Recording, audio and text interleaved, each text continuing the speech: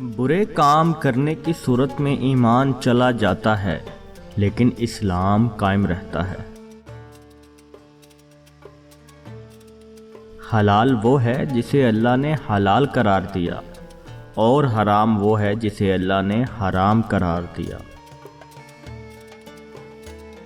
جو شخص رسول اللہ صلی اللہ علیہ وآلہ وسلم اور ان کے صحابہ کرام کے بارے میں نامناسب الفاظ استعمال کرے تو وہ مسلمان نہیں رہتا۔ قرآن و سنت پر ہمیشہ عمل کرو۔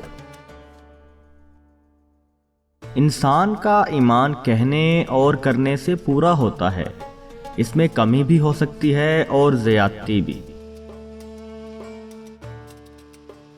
کسی مسلمان کے عمل کی بنا پر اس کے جنتی یا دوزخی ہونے کا فیصلہ نہیں کیا جا سکتا، صرف یہ ہے کہ نیک عمل کرنے والا بھلائی کا امیدوار ہو سکتا ہے۔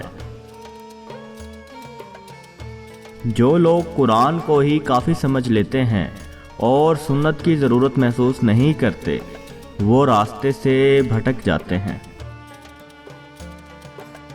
کھیل کود صرف شیطانی عمل ہے۔ قرآن کا صحیح علم وہی ہے جو سنت کے ذریعے حاصل کیا گیا ہو۔